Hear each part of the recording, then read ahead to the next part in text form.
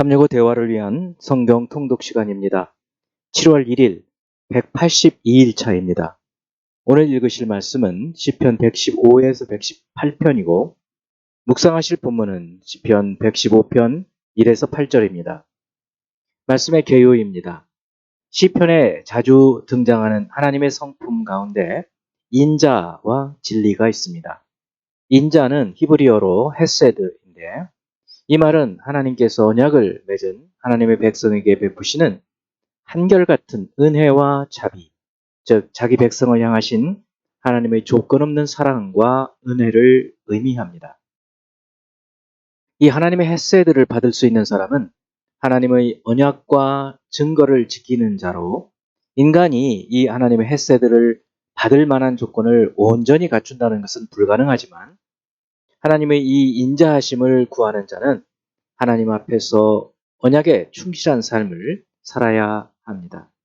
이렇게 할 때 진리, 즉 하나님의 말씀의 신실성과 불변성을 경험할 수 있고 인자, 즉 죄를 용서하시는 하나님의 자비를 하심을 맛볼 수 있습니다. 이에 인자는 진리와 함께 나타납니다. 진리는 히브리어로 에메트인데 언약, 증거, 율법 등과 같은 하나님의 말씀을 가리키는 표현들과 함께 사용됩니다. 이 하나님의 성품은 한 번 맺으신 언약을 끝까지 지키시며 이 언약의 근거에서 백성들을 도우시는 하나님의 신실하심을 나타내는 단어입니다. 115편은 오직 인자와 진실하신 여호와께만 영광을 돌리고 사람이 만든 우상과 달리 모든 것을 행하신 하나님을 선포하며 여호와를 의지하라고 권면하고 하나님을 경외하는 자들에게 임하는 복을 말하고 있습니다. 116편은 기도를 들으신 여호와께 간구하겠다는 결심을 말하고 죽음에서 건져주신 구원받은 체험을 돌아보며 주신 은혜에 대해 감사함으로 서원하는 것을 지킵니다. 117편은 성경에서 가장 짧은 장으로 모든 나라들에게 여호와를 찬양하라고 하며 그 이유는 인자하심과 진실하심이 크고 영원하기 때문이라고 말합니다. 118편은 여러 나라의 핍박과 속박 속에서 여호와 하나님의 구원을 체험한 시인이 감사하고 더 큰 구원을 구하며 하나님을 찬양한 시입니다. 여호와의 인자하심을 감사하며 고통 가운데에서 하나님의 구원하심을 돌아보며 감사하고 건축자가 버린 돌이 집 모퉁이의 머릿돌이 된 것을 보며 또 다른 속박으로부터 구원하실 것을 구하고 주께 감사하며 높일 것을 결심하고 함께 찬양하라고 촉구하는 내용입니다. 이제 예수 그리스도를 닮아가고자 하는 우리의 목표를 향한 여행을 위해서 질문하고 대답하는 시간을 갖습니다. 첫 번째, 115편 3절. 오직 우리 하나님은 하늘에 계셔서 원하시는 모든 것을 행하셨나이다. 이 말씀은 하나님의 우상과 어떤 점에서 대조되고 있는 것을 말하고 있나요? 우상은 스스로 할 수 있는 것이 없습니다.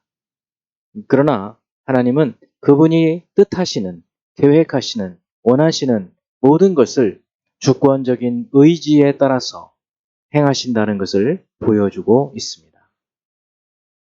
두 번째, 116편 11절. 내가 놀라서 이르기를 모든 사람이 거짓말쟁이라 하였도다. 이 말은 어떤 뜻일까요? 근데 두 가지로 해석이 가능한데요. 첫째, 이 시인이 인간의 본질이 거짓과 죄악으로 타락해서 결코 의지할 만한 대상이 되지 못한다는 것을 의미하는 것으로 볼 수 있고, 두 번째는 시인의 상황이 극심한 어려움 가운데 놀라움 속에서 다른 사람의 도움을 청했으나 오히려 속이고 배신하는 것을 보고 거짓말쟁이라고 한탄하는 내용으로 볼 수 있습니다. 사람들이 거짓말쟁이다. 그것 때문에 놀랐다.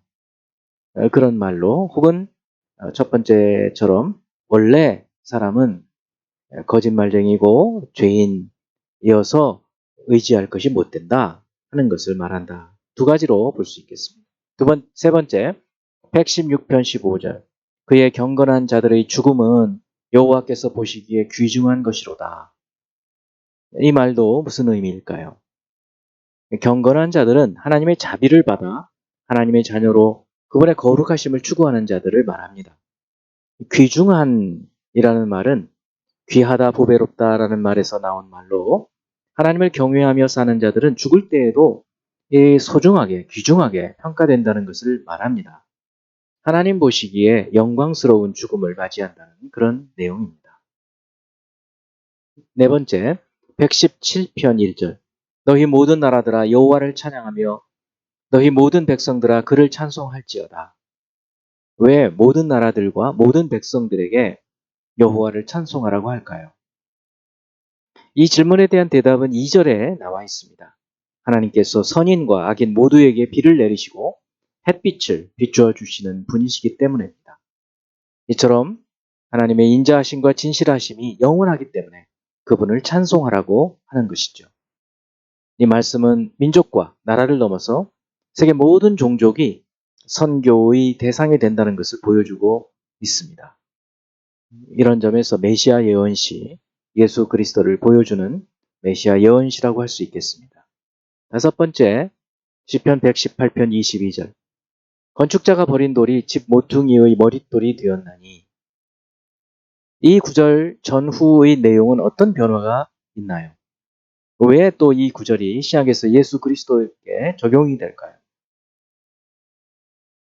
5절부터 21절까지는 나를 주어로 자신이 고난과 고통 중에 있을 때 구원하신 하나님을 간증하고 찬양하는 내용입니다. 그러다가 이 22절 이후에는 주어가 우리로 전환이 되면서 여호와께서 정하신 미래의 그날을 소망하며 찬양하는 내용입니다. 바로 그 전환점이 되는 것이 건축자들이 버렸던 돌을 하나님이 건물 벽의 기초로 삼고 양방향의 무게를 견디는 모퉁이돌로 삼으신다는 말이죠.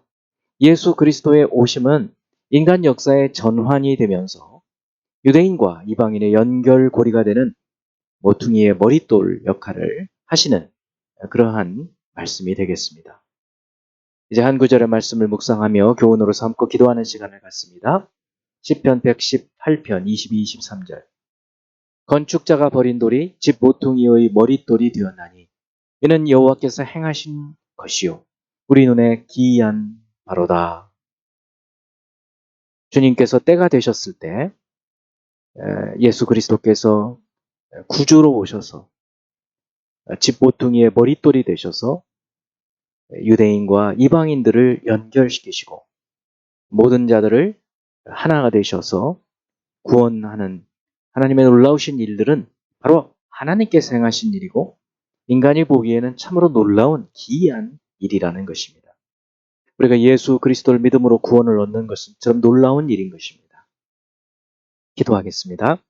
사랑하는 하나님 아버지, 그리스도 예수 바로 건축자가 버린 돌이 집 모퉁이의 머릿돌이 된 것으로 우리가 이방인으로 참으로 하나님 앞에 나갈 수 없는 자들이었음에도 불구하고 예수 그리스도께서 우리를 대속하셔서 하나님 앞에 나가게 하시고 길과 진리와 생명이 되게 하심으로 하나님의 자녀로 삼아주시며 그 은혜로 살아갈 수 있도록 허락하심을 감사드립니다.